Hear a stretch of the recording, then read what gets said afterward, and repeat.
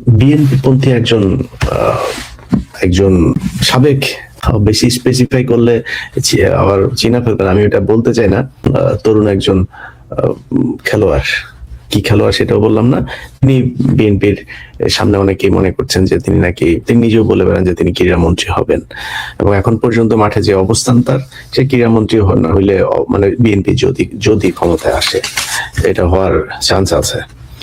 তো তিনি পেছন থেকে কলকাঠি নাড়ছেন। আমি ওই বড় ভাইকে বলবো যে ভাই, আপনাকে সম্মান রেখেই বলছি যে এইসব ঝাউরামি করেন না, এখান থেকে এই ঝামেলা থেকে সরে যায়, নাহলে পরবর্তীতে আবার এগুলো প্রমাণ হইলে আবার নাম শুদ্ধ চলে আসবে, এবং আপনিও সরে যাবেন, যে পাপ্পুরেও এখান থেকে শয়তানি করতে না করবেন। আমরা এমন একটা দেশে বাস করি, এই দেশে আপনি যদি সৎ থাকতে চান, আপনি যদি আসলেই ভালো কিছু করতে চান, এই সিস্টেমটা এমন ভাবে তৈরি করে দেওয়া আছে, এখানে আপনি বেশি দূর আগাতে পারবেন না। কারণ চোর বাটপাররা গত এই 54 বছরে সেই শেখ মুজিবের দখল করে দিয়ে যাওয়া, শেখ মুজিব যেটা গঠন করে দিয়ে গিয়েছিল, সেখান থেকে শুরু করে এখন পর্যন্ত সেখান থেকে বাংলাদেশ বের হইতে পারে নাই। যখনই আপনি একজন ব্যবসায়ী নিয়ে কিছু বলতে যাবেন, সেখানে একজন সেনাবাহিনী ফোন দিবে, সেনাবাহিনীর কিছু বলতে যাবেন, তারপরে সরকার প্রধান ফোন দিবে। মানে এই সিন্ডিকেট এমন ভাবে জালের মতো বিছিয়ে আছে, এখান থেকে আপনি বের হতে পারবেন না। নাজমুল হোসেনের ক্ষেত্রে সেটাই হয়েছে। নাজমুল ইসলামের যে বিষয়টা আমরা আজকে আপনাদেরকে বলবো, সেটা হচ্ছে যে নাজমুল ভাই আসলে কেন, মানে উনি কি খালি এই যে কথা বলেছেন যেগুলো, এটা নিয়ে ওনার সমস্যা হচ্ছে, নাকি ওনার বিরুদ্ধে সমস্যা অনেক আগে থেকেই চলছিল? এই বিষয়টা আপনাদেরকে একটু জানা দরকার। কেন ওনার বিরুদ্ধে এত, বিভিন্ন মিডিয়াগুলো দেখবেন, বিশেষ করে 71 টিভি গত কয়দিন ধরে ব্যাপক তোলপাড়, কারণ ওনারে সরাইতে হবে। উনি যে কথা বলেছেন এইটারে নিয়ে ওনাকে যেইভাবে, যেহেতু একটা সুযোগ পাওয়া গিয়েছে, ওনার সরাইতে হবে। কেন সরাইতে হবে? গেল বছরের এই 2025 সালের জুন জুলাইতে আপনারা জানেন যে পূর্বাঞ্চলে একটা স্টেডিয়াম হচ্ছে, সেটার পিচের জন্য যে মাটির দরকার, এই মাটি, আমি আসলে এই খেলাধুলা নিয়ে খুব বেশি মানে এটা আমার সেক্টরও না, এটা নিয়ে খুব বেশি কথা বলি না, এটার ব্যাপারে অত খোঁজ খবর রাখি না। তবে এইটা জানি যে এই খেলাধুলার, এই ক্রীড়া জগতে এই মন্ত্রণালয়ে যে কি পরিমাণে দুর্নীতি, প্রতিটি শাখায় শাখায় দুর্নীতি, এবং এখানে কিছু সাংবাদিককে আপনার এরা মানে পোষ্য কুকুরের মতো নিয়েছে। কিন্তু এই পোষ্য কুকুরদেরকে নিয়ে এরা এমন ভাবে একটা সিন্ডিকেট তৈরি করেছে, এটার খবরও আপনি বাইরে থেকে জানবেন না। আমার অনেকবার অনেক দিক থেকে বলা হয়েছে যে ভাই এটা নিয়ে একটু কাজ করেন, এটা নিয়ে কাজ। ভাই মানে দেশের ভেতরে রাজনৈতিক এই বিভিন্ন সমস্যাই এত বেশি, এখানে আবার ফের এগুলি নিয়ে কাজ করবো সেই সুযোগ পাইনি। তো এইবারের পরিস্থিতিতে মনে হলো যে না, এটাতে একটু নজর দেওয়া দরকার, সেই কারণে কিছু খোঁজখবর নিলাম। তো জুন জুলাইতে আপনার এইখানে এই পিচের জন্য মাটি আনার কথা। মাটি আনতে, এই মাটিগুলো হচ্ছে প্রক্রিয়া করে তারপরে একটা বিশেষ জায়গা থেকে আনতে হয়, আঠালো জাতীয় মাটি আনতে হয়। তো এটা নর্মালি বগুড়া থেকে আনতে হয়, গাজীপুরেরও বোধহয় তো এক জায়গায় আছে। তো এই মাটিটা ওইখান থেকে ভেটারে আবার প্রক্রিয়াজাত করে, না মানে একদম মাটি এনে এখানে ফেললেই হয় না, এটা কিছু প্রক্রিয়া আছে, সেই প্রক্রিয়াগুলো ফলো করে তারপরে এনে পিচে দিতে হয়। এখন সেই মাটি টেন্ডার হয়েছে, সেই মাটি আনার মানে বোর্ডের যেই নিয়ম, সেই নিয়ম সবকিছুই মানা হয়েছে। নিয়ম অনুযায়ী 20,000 CFT মাটি আনার কথা। তো সেই 20,000 CFT মাটি আনার কথা, সেই মাটি আনা হয়েছে হলো মাত্র 7,000 বা 8,000 CFT। তো এই 7,000 বা 8,000 CFT মাটি আনার পরে এখন বাকি মাটি গেল কই, সেটা তো একটা মানে প্রশ্নের ব্যাপার, এটা তো জবাব দিতে হবে। সেই জবাব দিতে গিয়ে এটা নিয়ে একটা বোর্ড গঠন হইলো, তদন্ত কমিটি গঠন হইলো। সেই তদন্ত কমিটির প্রধান হচ্ছে আমাদের এই আজকের যেই আলোচিত নাজমুল ভাই। এই নাজমুল ভাই হচ্ছে সেটার প্রধান ছিলেন। তো নাজমুল ভাই আবার ক্রিকেট অপারেশনস কমিটিরও, এটারও আপনার উনি ফাইন্যান্স দেখেন, খুবই সৎ মানুষ, যে কারণে ওনাকে মানে ফাইন্যান্স তো মানে খুব সৎ না হলে তো, বা খুব দক্ষ না হলে কাউকে দেওয়া হয় না। তো এটা নানান চেষ্টা চলেছে ওনাকে না দেওয়ার জন্য, কিন্তু সবশেষে তাকে দেওয়া হয়েছে। তো তিনি এটাতে যাওয়ার পরে অনেকের খুব কষ্ট হয়েছে, কারণ হলো এই লোক যদি এখানে থাকে তাহলে অনেক আকাম কুকাম করা যাবে না। ওনাকে সরানোর জন্য শুরু থেকেই একটা পক্ষ করেছিল। আচ্ছা, এখন এটার মধ্যে সবচাইতে বেশি কলকাঠি নেড়েছেন বিএনপি পন্থী একজন সাবেক সাপে কি বলবো, বেশি স্পেসিফাই করলে আবার চিনা ফেলবেন, আমি এটা বলতে চাই না। সাবেক একজন তরুণ একজন খেলোয়াড়, তিনি বিএনপির সামনে অনেকেই মনে করছেন যে তিনি নিজেও বলে বেড়ান যে তিনি ক্রীড়ামন্ত্রী হবেন, এবং এখন পর্যন্ত মাঠে যে অবস্থান তার, সে ক্রীড়ামন্ত্রী না হইলে মানে বিএনপি যদি ক্ষমতায় আসে এটা হওয়ার চান্স আছে। তো তিনি পেছন থেকে কলকাঠি নাড়ছেন। আমি ওই বড় ভাইকে বলবো যে ভাই, আপনাকে সম্মান রেখেই বলছি যে এইসব ঝাউরামি করেন না, এখান থেকে এই ঝামেলা থেকে সরে যায়, নাহলে পরবর্তীতে আবার এগুলো প্রমাণ হইলে আবার নাম শুদ্ধ চলে যায়, এবং আপনিও সরে যাবেন, যে পাপ্পুরেও এখান থেকে শয়তানি করতে না করবেন। আচ্ছা, এখন এই তদন্ত এটা কিন্তু সিআইডি করেছেন, সিআইডিও কিন্তু এই তদন্তটা করেছেন। তো বোর্ডের তখনকার এই মাটি কাটার সাথে সংযুক্ত ছিল হচ্ছে মাহবুব আনাম, ইনি হচ্ছে পরিচালক একজন। আরেকটা হচ্ছে আচ্ছা, মাহবুব আনাম ছিল পরিচালক এবং তিনি গ্রাউন্ডস কমিটিরও চেয়ারম্যান ছিলেন। তো যেহেতু গ্রাউন্ডস কমিটির চেয়ারম্যান, তিনি বিভিন্ন গ্রাউন্ডসের এই পিচ টিচ মাঠের বিভিন্ন কাজটা, এটা বিশাল বড় দায়িত্ব। আরেকজন আছে পরিচালক, তার নাম হচ্ছে ফাহিম সিনহা। আপনারা ক্রিকেট তো বাংলাদেশের অনেক জনপ্রিয় খেলা, যেহেতু এটা আপনারা জানেন। সো এই মাহবুব আনাম এবং ফাহিম সিনহা, এই দুই চোর মিলা, ফাহিম সিনহা হইলো তখনকার ছিল আপনার ফাইন্যান্স কমিটির চেয়ারম্যান, অর্থাৎ নাজমুল ভাই এখন যেই পদে, ফাহিম সিনহা ছিল সেই পদে। তো চোরের সরায় নাজমুল ভাই এখানে পুষিয়েছে, এটা তিনি নিতে পারেন নাই, এটাও তার একটা ক্ষোভ আছে। আর ওই যে গ্রাউন্ডস কমিটির আপনার চেয়ারম্যান মাহবুব আনাম, এরা মিলে যে ওই যে পিসের যে মাটি চুরি করেছেন, এই মাটি চুরি তো ধরা পড়ে যাবে এখন, যে কারণে নাজমুল এখানে কোনোভাবে রাখলে এরপরে আরো অনেক কিছু আছে। আপনাদেরকে আমি গত লাইভে ছোট করে বলেছিলাম, যেহেতু আমার কাছে এখন পর্যন্ত এই ডাটাগুলো সব আসে নাই, তবে চলে আসবে। তারা ডাব খেয়েছে, এক এক ডাবের দাম ধরেছে 18,000 টাকা, আগের যারা এই বোর্ডে ছিল। তারপরে 4,000 টাকার মাইক্রোবাসের ভাড়া দিয়ে ধরেছে 16,000 টাকা। এটা এগুলি নাকি ছোটখাটো, আমার বলে ভাই এটা খুব ছোটখাটো, আরো বড় বড় সেই বালিশকাণ্ডের মতো ঘটনাও নাকি বিসিবিতে আছে, যেগুলো এখানে এর আগে হয়েছে। তো এই চুরিগুলো তারা করেছে, এবং সেই চুরিগুলো নিয়ে একের পর এক নাজমুল ভাইকে যদি এখানে এইটা তদন্তের দায়িত্ব দেওয়া হয়, এটা বের হবে না। আচ্ছা, এখন এই যে আপনার করা হলো, সিআইডি তে যেটা তদন্ত করা হলো, এই তদন্ত রিপোর্ট কিন্তু বের হয়ে গিয়েছে, আরো মানে কমপ্লিট হয়ে গেছে আরো 10 দিন আগে।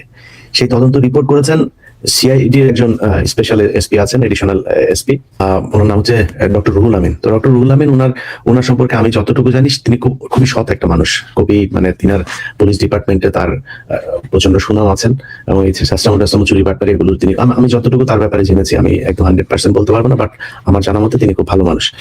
এই ডক্টর রুহুল আমিন ভাই, উনি এই তদন্তটা করেছেন, উনি কিন্তু তদন্ত রিপোর্ট জমা দিয়ে দিয়েছেন, কিন্তু সেই তদন্ত রিপোর্ট বের হচ্ছে না। এটা নিয়ে অ্যাকশনে যাওয়ার কথা, কিন্তু সেই রিপোর্ট বের হচ্ছে না। অর্থাৎ হইতে পারে সিআইডির উপর লেভেল, অথবা সরকারের উপর লেভেল। আবার ওই যে একটু আগে বললাম না যে বিএনপির একজন ক্রীড়ামন্ত্রী হবেন, তিনি নাকি ব্যাপক থ্রেট করছেন যে তোদের এখানে ইয়ে করলে কি বলে, ওই যে নির্বাচন হইলেই নাকি সে সব কটারে পিছনে নাকি ইয়ে দিয়ে তারপরে বাদ করে দেবে, এরকম কথাবার্তাও প্রকাশ্যেই তারা বলে বেড়াচ্ছেন। তো নাজমুল হোসেন ভাই এখন ওই কমিটিটার যেহেতু তিনি কনভেনার ছিলেন, তিনি এটার মূল ওনাদের দৃষ্টিতে থাকে ইনার মূল হোতা হচ্ছেন কি নাজমুল হোসেন ভাই। আর সিআইডির ডক্টর রুহুল আমিন ভাই, উনিও এটা ইয়ে করে দিয়েছেন। তো উনি হয়তো একটা বিরাট ভাজন হইতে পারে ভবিষ্যতে। এখন প্রশ্ন হলো যে বোর্ডের এই মুহূর্তে যিনি চেয়ারম্যান প্রেসিডেন্ট আছেন আমিনুল ইসলাম বুলবুল ভাই, বোর্ডের ভাইস প্রেসিডেন্ট আছেন সাখাওয়াত ভাই, পরিচালক আছেন আসিফ ভাই, আরো যারা আছেন, ভাই আপনাদের একটু সাহস দেখাইতে হবে তো। আপনাদেরকে যদি নাকি মানে মিডিয়া আছে, তো আপনাদের নিজের একটা ফেসবুক পেজ আছে, আপনারা সেখানে ঘোষণা দিয়ে বলে দেন যে কি হয়েছে, মানুষ জানুক অন্তত। না পদে মানে এইসব অন্যায় অনিয়ম এগুলোকে ধরে রেখে পদে থাকার চাইতে আমি মনে করি বাংলাদেশের মানুষকে এটা জানানো উচিত যে বোর্ডে কি হচ্ছে, কার চাপে আপনারা কাজ করতে পারছেন না। মাটি চুরি হয়েছে, আরে ভাই সেখানে তারা বলেছে মাটি নাকি তারা ঠিকই এনেছে, এই আপনার 20 CFT এনেছে তারা, কিন্তু এই মাটি নাকি রাতের বেলা চুরি করে নিয়ে গিয়েছেন। এখন ওইটা একটা মানে সিকিউরড এরিয়া, ওই সিকিউরড এরিয়াতে 24 ঘন্টা সিকিউরিটি থাকে, ওইখানে সিসি ক্যামেরার ফুটেজ আছে। তাদেরকে বলা হয়েছে যে সিসি ক্যামেরার ফুটেজ দেন আপনারা, যদি চুরির যদি প্রমাণ থাকে তাহলে দেন। তারা সেই ক্যামেরা চেক করে সেখানে এই ধরনের কোনো চুরির ঘটনা দেখেন নাই।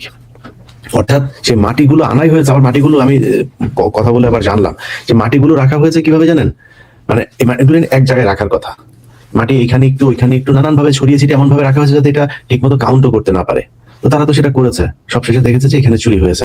সেই মাটি সিসি ক্যামেরার ফুটেজ, মাটি চুরি হওয়া, মাটি মানে কোনো কিছু সেখানে প্রমাণ করতে পারেনি। তো এটা মানে হচ্ছে তারা মাটি আনেই নেই।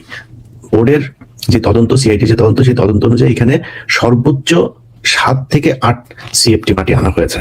আর বাকি মাটি আনাই হয়নি। আবার সেই মাটি আনার কথা বলা হয়েছে বগুড়া থেকে, সেই মাটি নাকি এনেছে হচ্ছে সাভার বা মানিকগঞ্জের এদিক থেকে।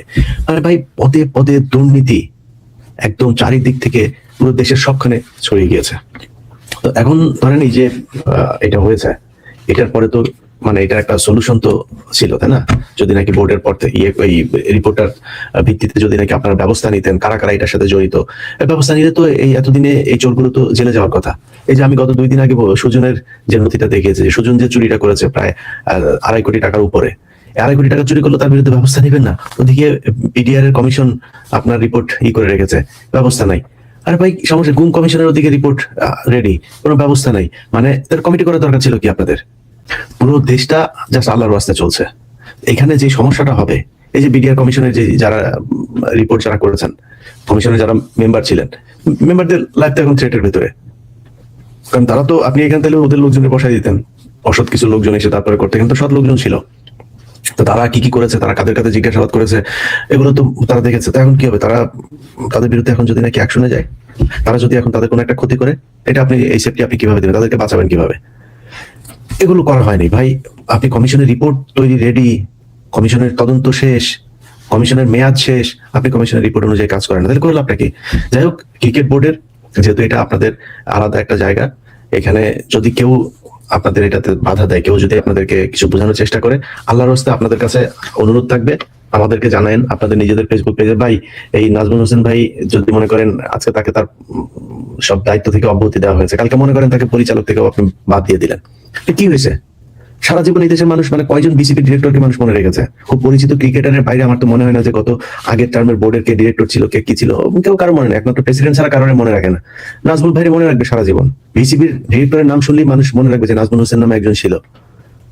সে কি বলেছে, সে তার সমস্যা হয়েছে যে আপনার, যাক আমি যেটা এটা শেষ করে নিই, যে আপনাদের বোর্ডের প্রেসিডেন্ট এবং ডিরেক্টর যারা যারা আছেন, আপনাদের কাছে অনুরোধ থাকবে এই এর ভিত্তিতে আপনার কমিশনের এবং সিআইডির যেই তদন্ত রিপোর্ট, এই রিপোর্টের ভিত্তিতে ব্যবস্থা নেবেন। অন্তত অন্তত এই রিপোর্টে কি এসেছে সেটা আপনারা সংবাদ সম্মেলন করে জানাবেন। এটা বুলবুল ভাই সহ যারা আছেন, আপনাদের কাছে বাংলাদেশের মানুষের অনুরোধ থাকবে। এই দেশের মানুষ চোরদেরকে চিনতে চায়, ওদের ছেলে মেয়েদেরকে দেখলে, এই যে মাহফুজ আনাম, এই যে ফাহিম সিনহা, এগুলো ছেলে মেয়েরা যেখানে দেখবেন নিশ্চয়ই যে পড়াশোনা করে, স্কলাস্টিকায় পড়ে, দেশের বাইরে যায় পড়ে। তো এই স্কলাস্টিকাতে যারা এই করে, যাদের ওদের বন্ধু বান্ধবী আছে না, তারপরে ওদের এই যে বন্ধুদের মাটা, মানে মায়ের বান্ধবী টান্ধবী আছে, এগুলো জানতেন এই যে এটা চোরের ছেলে, মাটি চোরের ছেলে। মাহফুজানা মাটি চোর, ফাহিম সিনহা মাটি চোর, মাটি চোরের ছেলে, এগুলি মাটি চোরের মেয়ে, চোরের বাচ্চারা, এই চোরেদেরকে বাংলাদেশের মানুষ দেখতে চায়। তো এখন নাজমুল ভাইয়ের বিষয়টা দিয়ে তারপর আজকে শেষ করব। দেখেন, নাজমুল ইসলাম ভাই যে কাজটা করেছেন, নাজমুল ইসলাম ভাইয়ের একটা বক্তব্য দিয়েছেন তিনি, যে ক্রিকেটাররা করেছেন, মানে ক্রিকেটাররা যে দাবিটা তুলেছেন, মানে উনি যে পরিস্থিতিতে আছে, এটা আমি কিছুটা অ্যাজিউম করতে পারি।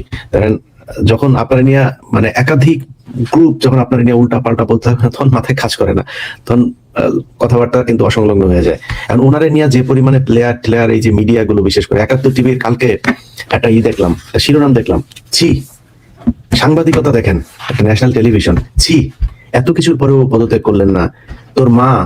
তোদের মা শেখ হাসিনা যে এই যে 15 বছর ছিল, কোনদিন এরকম একটা শিরোনাম করতে পারছিস? তোর বাপেরা চোর, তোর বাপ এই যে ফাহিম সিনহা চোর, এই যে পাপন চোর ছিল, তোর আকরাম খানও চোর ছিল, এর আগের গুলো যে চুরি করলে, যে তোর সুজন বাপ চোর ছিল, চোর দিন নিয়ে কোনোদিন একটা এরকম শিরোনাম দিতে পারছিস? টাকা দিয়ে যদি করা হয়, তো তোর বাড়ির মহিলাদেরকে দৌলত দিয়ে দিয়ায়, দেশের ক্ষতি হবে না। তোর মার নিচতলায় সমস্যা হবে, দেশের ক্ষতি হবে না। তুই তোর মারে তোর বোনেদেরকে নিয়ে দৌলত দিয়ায়, এগুলির নাম সাংবাদিকতা? চুরি করে পুরো দেশটাই হয়ে গেল, কোনো কথা বলতে পারিস না, এখন নাজমুল ইসলাম ভাইয়ের পিছনে লাগছিস। এই হলো তাদের। এখন এই সিন্ডিকেটটা, পুরো সিন্ডিকেটটা, উনি একটা কথা বলেছেন, কেন বলেছেন? ক্রিকেটাররা ইন্ডিয়াতে বিশ্বকাপ খেলতে না গেলে ওনাদেরকে ক্ষতিপূরণ দিতে হবে। বিশেষ যদি তাদের কোনো পারফরমেন্স থাকে, সেটার জন্য না খেলুক, এখানে বোর্ডের লাভ ক্ষতির কোনো বিষয় নাই, অন্তত এই বিশ্বকাপের জন্য।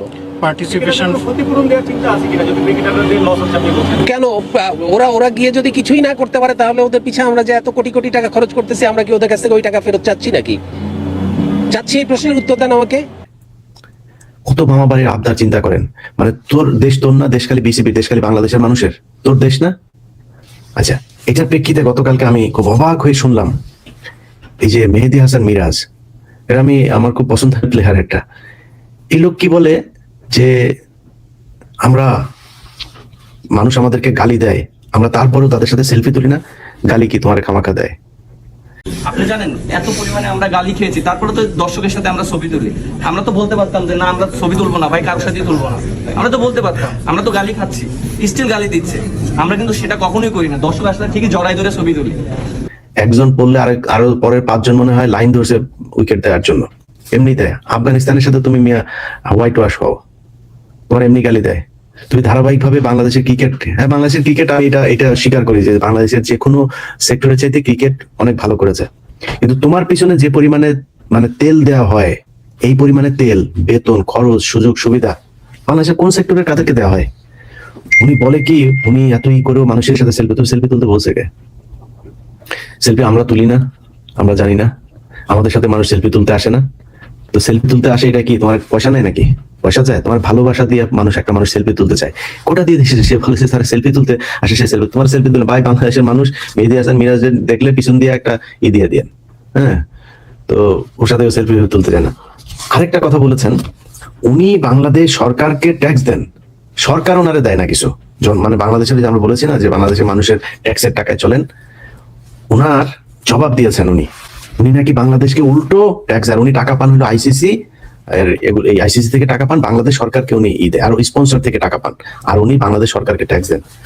অনেক সময় আমরা খারাপ খেলে বলে যে ভাই আপনারা ভালো খেলছেন না, আমাদের টাকাই তো আপনারা চলেন, যে আমরা টাকা দিই বলে তো আপনারা মাঠে খেলছেন।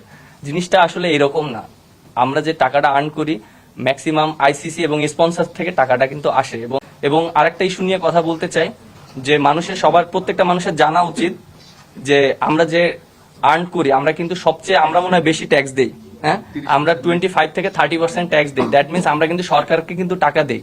এবং অনেকের ধারণা আছে যে সরকার থেকে মনে হয় আমাদেরকে টাকা দেয়, সরকার থেকে আমরা টাকা পাই না। আমরা সম্পূর্ণটা ক্রিকেট খেলে, মাঠে ক্রিকেট খেলে সম্পূর্ণটা আমরা ওইভাবে টাকাটা পাওয়া হয়। এই জিনিসটা হয়তো ক্লিয়ার করা হয় না, আমাদেরকে অনেক ধরনের ভুল বোঝানো হয়। সো এই জিনিসটা সবার জানা উচিত। মেহেদী হাসান মিরাজ ওর বাড়ি তো বরিশালে না, বরিশালের লঞ্চের পন্দে তৈরি চলে আইসো, ইয়েতে সদরঘাটে নামে গেছো, নামে ওখান থেকে খেলা শুরু করছো না, ওখান থেকেই প্লেনে করে তারপর ইন্টারন্যাশনাল ম্যাচ খেলা শুরু করছো। একটা প্লেয়ারকে তৈরি করতে এই দেশের মানুষের হাজার হাজার কোটি টাকার ট্যাক্সের টাকা তারপরে এখানে বিনিয়োগ করতে হয়। এই যে সারা বাংলাদেশে থেকে প্লেয়ার তুলে নিয়ে আসা, সারা বাংলাদেশে জেলায় জেলায় স্টেডিয়াম গুলো করা, বিকেএসপির খরচ, এই যে মিরপুরের তোমার বাপ করছে এটা ভাই, এটা তোমার বাপ করে দিচ্ছে। তুমি লঞ্চের ইয়েতে করে পিছনে করে মাঠ নিয়ে সেখানে বসাইছো, তুমি খালি ধাপ করে একটা প্লেয়ার হয়ে গেছো। আর তোমার এই প্লেয়ার বানাইতে এই দেশের সরকার, এই দেশের জনগণের কি পরিমাণে টাকা, এই ক্রীড়া মন্ত্রণালয়ের কি পরিমাণে টাকা খরচ, এটা তোমার মাথায় নেই। তুমি খালি স্পন্সর আর আইসিসি তোমার বাপ লাগে, তোমার টাকা দেয় খামাখাই। আইসিসি এমনি তোমার টাকা দিয়ে দেয়, তোমার এমনি প্লেয়ার বানাই দিলে, এমনি আইসিসি তোমার বরিশাল থেকে ধরে নিয়ে গেছে খেলা করতে। তোমার এই প্লেয়ার বানানোর জন্য এই দেশের সরকারের, এই দেশের মানুষের টাকা পয়সার এই যে এই সরকারের বিশাল একটা ইনফ্রাস্ট্রাকচার যে এখানে দাঁড় করানো হয়েছে কয়েক যুগ ধরে, গায়ে লাগে না এটা? তুমি হুট করে এসে হয়ে গেলা তুমি মিরাজ হোসেন, আর তোমার প্লেয়ার হয়ে গেল, আচ্ছা স্পন্সরদের কাছ থেকে টাকা নিয়ে আসলা, এত সোজা নির্লজ্জের মতো সে কালকে কথাগুলি বলে। আমি অবাক হয়ে আছি যে এই ছেলে বলে কি, তার সাথে সেলফি তুলে বিশাল বাংলাদেশের মানুষের উদ্ধার করে দিয়েছে। আর একটা সেলফি একটা মানুষের সাথে যার সাথে তুলতে আসে, এটা আমার ভাগ্য, এটা আমার কপাল। আমার কাছে মানুষ আসে সেলফি তুলতে, আমার কাছে শুক্রিয়া করবে, এটা তোর মানুষ সম্মান করে, এটা পৃথিবী দিয়ে এটা কিনা পাওয়া যায় না। তার কাছে এই করতে আসে, মানে বিশাল আকারে উদ্ধার করে ফেলছে এই দেশের মানুষের। আমার সাথে সেলফি, আমরা তো সেলফি তুলি তাদের সাথে। ওরা দেখলের পর থেকে আপনার জুতাটা কইলে জুতা দিয়ে সেলফি তোলাবেন ওর সাথে, জুতা নিয়ে ধরবেন ওর গালের মধ্যে, এরপরে সেলফি তুলবেন, আমার জুতার সাথে সেলফি তুলতে আসে, তাই সমস্যা। মাঠে এরপরে ওরা খেলতে যাবে, পারফরমেন্স খারাপ করলে ওই স্টেডিয়ামের আপনার যখন ওই যে ইয়ের ভিতরে ঢুকে না, ওদের ড্রেসিং রুমে যখন ঢুকতে যায় ব্যাটটা নিয়ে, সবাই সালাম দিবেন, এগুলি সবাই মিলে সালাম দিবেন। আরো না সিটতে খেলার সময় আসে, এখানে এসে বড় বড় এই যে মিঠুন নামে এক ছেলে, সে সংবাদ সম্মেলন করলো। এরা আমি গত 2 দিনে টেলিভিশনে যতবার দেখেছি, ততক্ষণ আমি তারা কোনোদিন বাংলাদেশের কোনো খেলার ক্রিকেট ম্যাচের মধ্যে তারা আমি দেখি নাই। মানে এই এত লম্বা সময় সে কোনদিন ব্যাট করেছে কিনা এটা সন্দেহ আছে আন্তর্জাতিক কোনো ম্যাচে। বিশাল বড় মাস্তান, যারা খেলা করে কই তৌহিদ কই, ওই তাসকিন কই, মুস্তাফিজ নিয়ে সমস্যা, মুস্তাফিজ নাই, এরা আসছে এখানে সংবাদ, এরা বিশাল আকারে কোয়াব নেতা আসছে, কোয়াব নেতা সেজা এরা এই বাংলাদেশের ক্রিকেটের মারার জন্য ধান্দায় আছে। যাই হোক ভাই, নাজমুল ইসলাম ভাই, আশা করি আপনাকে আপনার দায়িত্ব আবার নেক্সট যে বোর্ড মিটিং আছে সম্ভবত 22 তারিখে বা 24 তারিখে, সেখানে আপনাকে আবার সবকিছু বুঝিয়ে দেওয়া হবে, এবং বোর্ডের কাছেও আমাদের অনুরোধ থাকবে যেন তার সব দায়িত্ব যেন বুঝিয়ে দেওয়া হয়। কারণ এই মানুষটার ক্রিকেটে, বাংলাদেশ ক্রিকেটের উন্নয়নের জন্য দরকার আছে। এবং এই হাসিনার 15 বছরে কি কি দুর্নীতি হয়েছে সেই দুর্নীতিগুলোর দায়িত্ব, তদন্তের দায়িত্ব নাজমুল ইসলাম ভাইকে দেওয়া হোক। তিনি যদি দায়িত্বগুলো পান তাহলে আমার মনে হয় তিনি একাই না, এবং বোর্ডে যারা আছেন আপনারা ভাই, এই যে আমিনুল ইসলাম বুলবুল ভাই, সাখাওয়াত ভাই, আসিফ ভাই, আপনারা যারা আছেন ভাই, আপনাদের সবাই মানে নিজের গা বাঁচায় চললে হবে না ভাই, আপনাদেরকেও ওনার পাশে থাকতে হবে, আপনাদেরকেও এই দায়িত্ব নিতে হবে। আপনারা সম্মিলিতভাবে একটা টিম ওয়ার্ক করে তারপরে এই দলটাকে বাঁচাবেন। এবং এই যে চোর যারা, মাটি চোর সহ ডাব চোর, ভাড়া চোর, এই চোরেদেরকে চা কফির বিল তুলে নাকি তারা 60 লাখ 70 লাখ টাকা, ভয়ঙ্কর ব্যাপার। এগুলো বাংলাদেশের মানুষ জানতে চায়, এগুলো আমাদের টাকা, এই হিসাব জানার অধিকার বাংলাদেশের মানুষের আছে। অতএব আপনারা আশা করি জানাই দিবেন, না জানাই দিলেও আমাদের কাছে চলে আসবে এমনি সেমনে। তো আমরা বাংলাদেশের মানুষকে এটার ব্যাপারে জানাবো। নাজমুল ভাই, আপনি, আপনার সাথে বাংলাদেশের মানুষ আছে, কষ্ট পাওয়ার কিছু নাই ভাই। আপনি চুরি করেন নাই, সততার সাথে কাজ করেছেন। আপনার কথায় ভুল থাকতে পারে, একটা কথা কিভাবে কোন সময় বলা উচিত ছিল সেটা ভুল হইতে পারে, কিন্তু কথা যেটা বলেছেন সেটা সঠিক বলেছেন। যে এই প্লেয়াররা বলবে যে ওই যে মিডিয়া দেখেন একটা বক্তব্য, মানে আধা ঘন্টার বক্তব্য মধ্যে আধা মিনিটের বক্তব্য তারা দিয়া প্রচার করছে। উনি কি বলেছেন যে প্লেয়াররা কি করতে পেরেছে, প্লেয়াররা কি আমাদের এই পর্যন্ত কিছু দিতে পেরেছে যে তাদেরকে আমরা তাদের পিছনে খরচ করি? আরে ভাই, কথার প্রেক্ষিত কি, মানে এটা কোন ভিত্তিতে কি কারণে বললো? প্লেয়াররা এখন ইন্ডিয়াতে যাবে, তারা যেতে ইন্ডিয়াতে খেলতে না যেতে পারলে তাদেরকে ওই টাকা দিতে হবে, এটা চেয়েছে প্লেয়াররা। সেটা প্রেক্ষিতে তিনি এইসব কথা বলে সব কাটছাট করে এই যে দৌলতদিয়া ঘাটে পয়দা নেওয়া যে সাংবাদিক গুলো আছে, এই সাংবাদিক গুলো তারা নিয়ে, মানে কয়েকটা সাংবাদিক খুবই আপনার তো একাত্তর টিভিটা বললো ভালো হয়ে যান ভাই, জীবনে এই যে অফিস টফিস দেখছেন না, জয় বাংলা করে দিয়েছিল। তো এগুলো এমনি করে নাই, এগুলো কিন্তু মানুষের এই যে ক্ষোভের বহিঃপ্রকাশ। এই ক্ষোভের বহিঃপ্রকাশ আটকানো যায়, যে প্রথম আলো ডেইলি স্টারে এটা আটকানো হয়েছে না, এটার চাইতে আবার বহিঃপ্রকাশ আবার অনেক কিছু হইতে পারে, কিন্তু মাথায় রাখতে হবে।